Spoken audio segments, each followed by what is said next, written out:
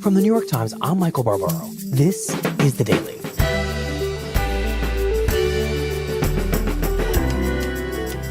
Today, in Georgia, two women have been locked in a close race for the Democratic nomination for governor. What the election tells us about the future of the Democratic Party. It's Wednesday, May 23rd. Jonathan, tell me about the first candidate in this race. So Stacey Evans is a 40-year-old former state legislator. Growing up, I didn't know there was anything unusual about it. I just thought we moved a lot. She grew up really modest means. I was born just outside of Ringgold, Georgia. My mom had me when she was 17. And went to college on a scholarship. Jonathan Martin covers national politics for The Times. I'd always assumed that I'd go to college, but I never thought about how I'd pay for it because we didn't have any money to do anything like that. And is now running for governor. I remember what it was like to grow up in a family on the edge, where you didn't know what the future might hold, or even where you might live next year. As governor, I'll never forget that. And what about the second candidate in this race? That's Stacey Abrams, who is also a former state representative. When I was 15, my parents were both admitted to Emory University to become Methodist ministers. So they packed up our family and we moved from Mississippi to Georgia. My parents had a used car, that got us across Alabama and died a couple of months later. 44 years old and former small business owner, now running for governor. I'm running for governor because I want to open the gates wide for everyone in Georgia. No one should feel that they don't belong in our Georgia. That's my vision, a vision of Georgia where everyone is welcome. So two Staceys with somewhat similar backgrounds. Correct, with one key difference. One's black, one's white. I am deeply humbled by the possibility of being the first black woman ever elected to serve as governor in the United States. And why is race so crucial? Well, because Georgia is a changing state. This is certainly a conservative-leaning state in the Deep South, but it's also home to a very vibrant African-American community in Atlanta. And Atlanta has also become a kind of magnet for immigrants across the world. So we're also curious, is Georgia becoming more purple than red politically?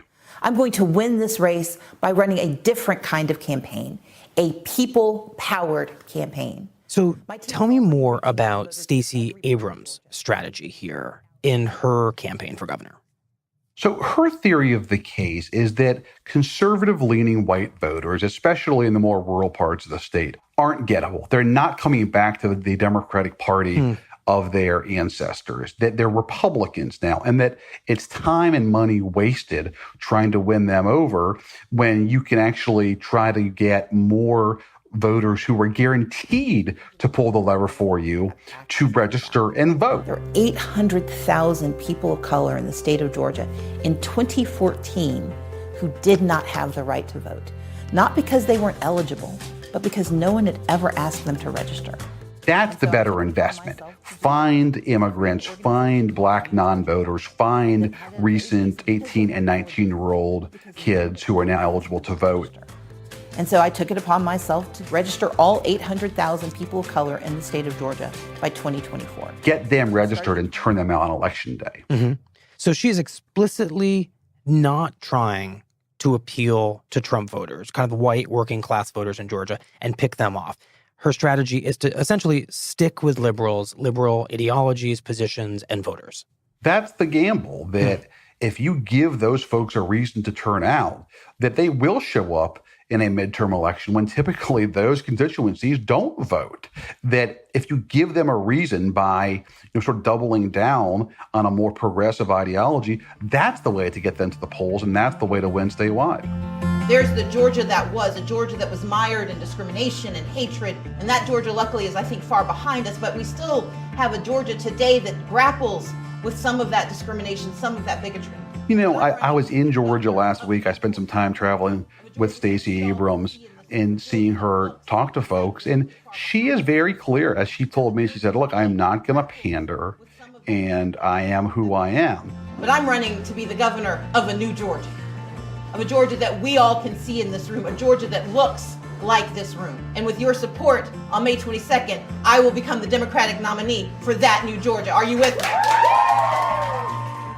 The other theory of the case is don't necessarily reinvent the party to a Clinton-style, centrist party, but do aggressively appeal to the Trump voters, the working class white voters who abandoned the party in 2016, and try to get them back while retaining the liberal core of the party. And is that what Stacey Evans is doing? Yeah, exactly. In the 18 years that I lived in Ringgold, we lived in 16 homes. Most of them trailers, some of them empty lots now. 16 homes, always one step ahead of a bill collector. We can get some of those folks back. Not all of them, but you can get enough of them back. And when you combine that with some suburbanites who don't like Trump and the liberal core of the party, that might get you to 50.1. And I'm running for governor to be a champion for every family, for people who work hard and are trying to get ahead in an economy that leaves too many behind and seems more unfair in every way. And how is Evans approaching that strategically as a candidate in this primary? What does it look like? Well, her case is that she can win back those kinds of voters in a way that Abrams can't. My opponent, on the other hand, thinks you just focus on Democrats. And if we just get all Democrats out, we'll win. And in a state like Georgia, I don't think that's enough. I don't think the math adds up. And I also just don't think it's healthy for democracy. And that the Abrams approach is going to backfire. She said that it's basically the equivalent of cowering in a corner with like-minded voters. Jonathan, is it fair to say that this is a campaign in which these two candidates' politics, their positions, are not all that different, but the way that they're representing those views and talking about them and campaigning and presenting to voters is very different? Yeah, that's exactly right. There's not much difference in their actual ideology. If you offered them, 8, 9 issues, they probably would be in agreement on all of them. It's much more about their approach and their strategy and what they think is going to be effective in Georgia circa 2018. And yet they're becoming, despite these overlapping positions, these symbolic poles of the Democratic Party, it sounds like, as we head into the midterms. Yeah, that's why this race is so fascinating, is because this debate echoes the broader national debate taking place among Democrats when it comes to how they take back the presidency. Do they do it by mobilizing more of their like-minded supporters, or do they do it by trying to grab some of the Trump supporters and win back those who have strayed from the fold? That's the question.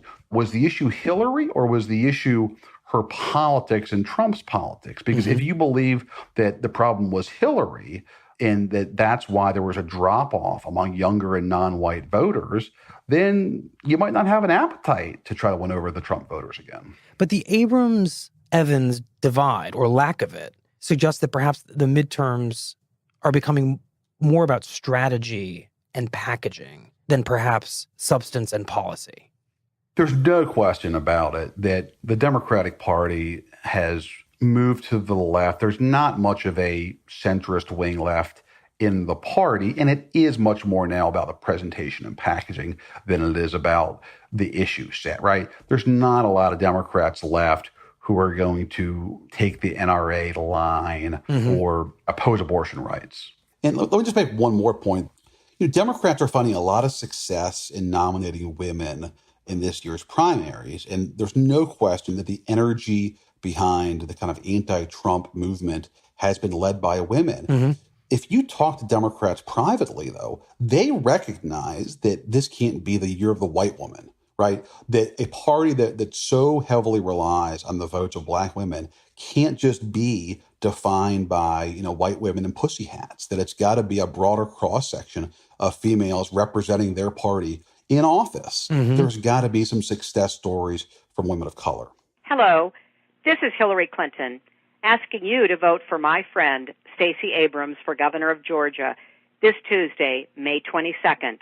Abrams, with an A, is the first black woman to serve as House Democratic leader, a small business innovator. And Democrats rely on African-American votes, and particularly black women, for their votes. And it's difficult for Democrats to keep doing that and not putting forward Black women as candidates. They can't just be a loyal constituency for the party when it comes to election day, but then not actually be nominated and win elections. 0 Black women have been elected governor in the history of the country. 2 Black women have been elected to the U.S. Senate. There's 1 Black woman there, Kamala Harris, right now. For a party that relies on Black voters, it's difficult for their own internal politics to deny Black women the nomination for high office.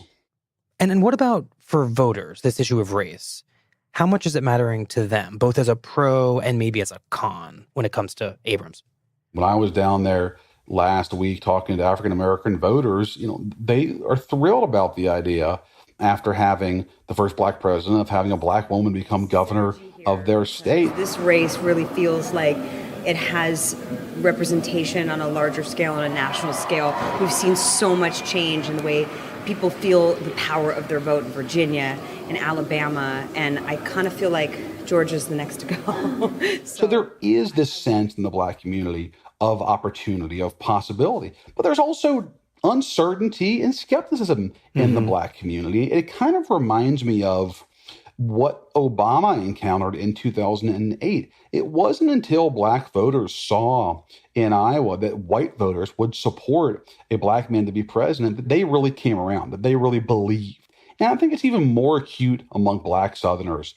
They are just skeptical that white conservative-leaning voters will support a Black woman. And so I think there is some degree of skepticism, even fatalism, that this is a possibility. So it's a really interesting brew of both pride, optimism, but also a kind of bone-weary skepticism born of history and disappointment that the white community would rally behind her. So, Jonathan, what's happening on the Republican side that might influence how all this plays out on the Democratic side in Tuesday's vote?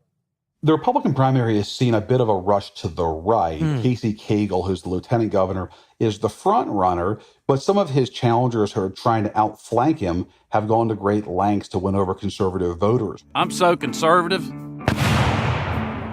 I blow up government spending. I own guns that no one's taking away. My chainsaw's ready to rip up some regulations. One of them, Brian Kemp, for example, showed himself next to his pickup truck. I got a big truck, just in case I need to round up criminal illegals and take them home myself. Yep, I just said that. I'm Brian Kemp. If you want a politically incorrect conservative, that's me. Another candidate actually drove around the state in a bus that he claimed was going to be used to pursue undocumented immigrants. We have our bus tour ready to go, but it's not going to be one of those pansy political bus tours. We've got the deportation bus.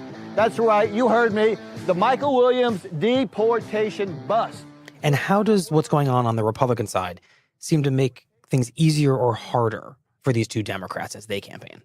Well, that's the whole question is, can Casey Cagle, if he is the nominee for the Republicans, can he appeal to center and center-right voters and sort of resist those kind of hardline immigration appeals that we've seen in the primary? If he is able to sort of move past them, then I think he'd be a formidable candidate in a state that is still more red than it is purple. If he, however, does have to reassure the base of the party and he does get dragged further to the right, that could create opportunities for Democrats.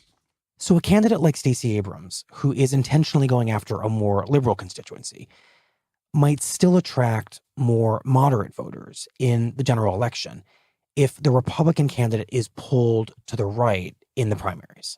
What's interesting is that even during the primary right now, when she's asked about guns in the more rural parts of the state, like where I was with her, she's got an answer that is clearly well-crafted and ready for the general election. She says, look, I grew up in Mississippi. My great-grandmother taught me how to shoot a gun. I understand hunting, and I understand gun culture. We know that guns will exist in the United States. This is not a conversation about the Second Amendment. That is a false narrative. I know how to shoot. My family owns guns. And then she pivots and makes the case for gun control. But we do not own assault weapons. We do not believe that you should have the right to kill people in their schools and in their churches and in their movie theaters.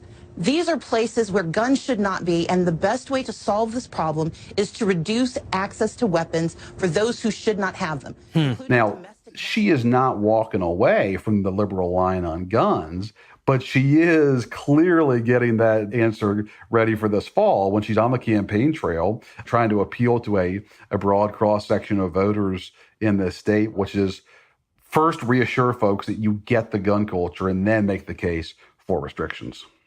So I'm really struck by the fact that at this point, Democrats don't really know if the liberal strategy that's embodied by Abrams is better, more effective than the moderate strategy that seems to be embodied by Evans. In 2016, which is a race we covered closely together, Democrats, of course, chose Hillary Clinton over Bernie Sanders. They chose the moderate message over the left-wing one, and President Trump won. So is this still very much an open question?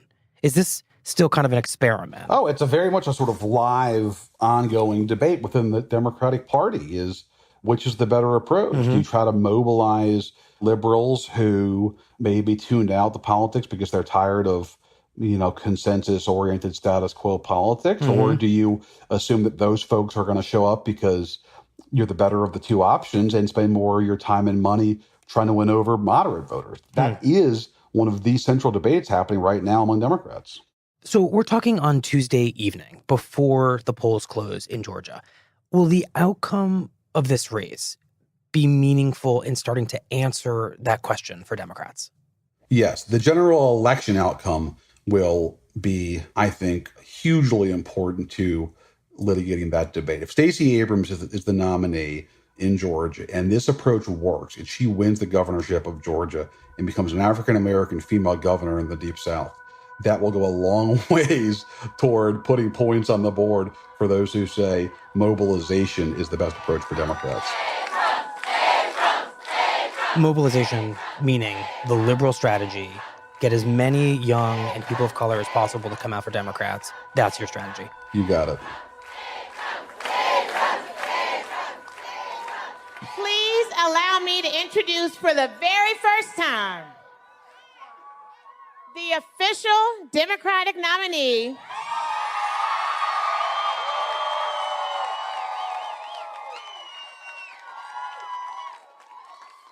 and the next governor of the state of Georgia,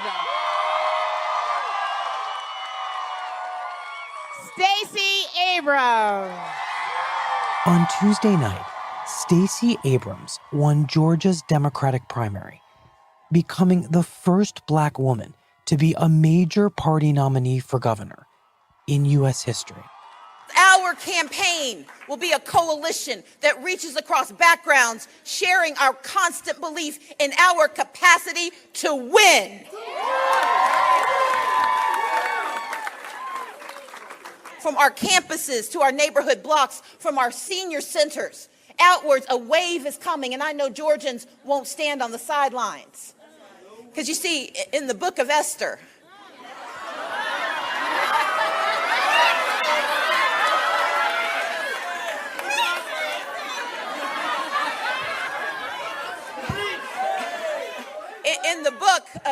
there's a verse that reminds us that we were born for such a time as this.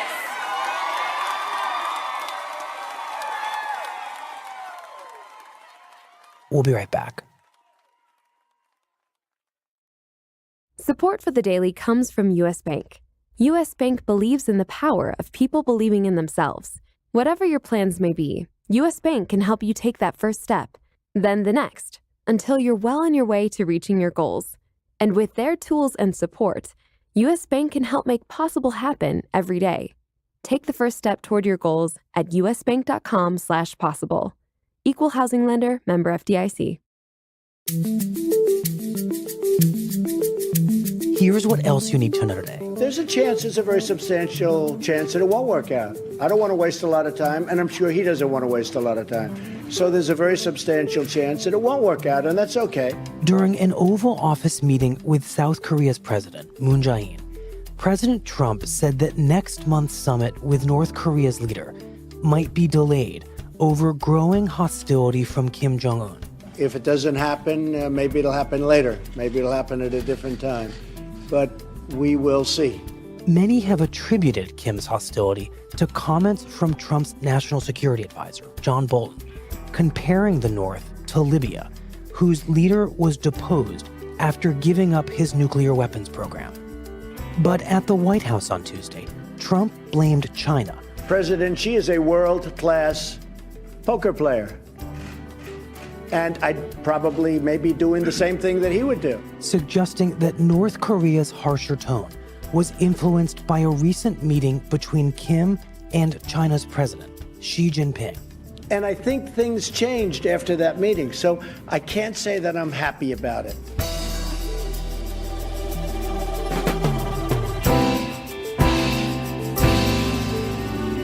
That's it for The Daily. I'm Michael Barbaro. See you tomorrow.